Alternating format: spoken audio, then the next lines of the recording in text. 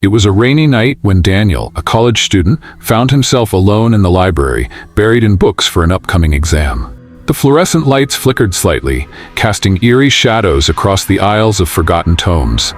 The library was supposed to close at 10, but Daniel was so absorbed in his studies that he lost track of time.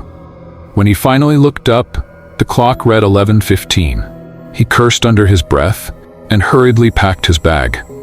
As he walked toward the exit, he noticed something strange. The usual hum of the security guard's radio was absent. The place was eerily silent.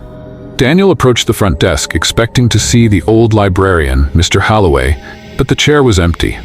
A single book lay open on the counter, its pages yellowed with age. He leaned in to read the title, The Watchers in the Library. A chill ran down his spine. He hadn't noticed that book before. He glanced around, his heart pounding. The silence pressed in on him, thick and suffocating. That's when he heard it, a whisper.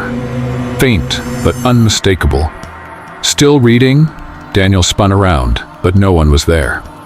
The rows of books stood still, undisturbed. His breath quickened. He turned back to the desk, intending to leave immediately, but something caught his eye. A reflection in the glass of the front door. A shadowy figure, tall and gaunt, stood between the shelves behind him. He whipped around, but the aisle was empty. The whisper came again, closer this time. You shouldn't have stayed. Daniel bolted for the door, yanking at the handle, but it wouldn't budge.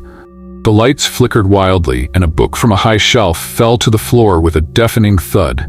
He turned his head slowly, dreading what he might see.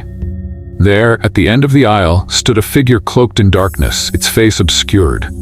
It raised a skeletal finger and pointed directly at him. The whispering grew into a chorus, echoing through the shelves. Leave, leave, leave. Daniel screamed, banging on the door, pleading for someone, anyone, to hear him. Suddenly, the light snapped off completely. He felt a cold breath against his ear. Too late. The next morning, the library opened as usual. Mr. Holloway arrived, whistling an old tune. He found the front door unlocked, a single book lying open on the counter. It was The Watchers in the Library, and Daniel was never seen again.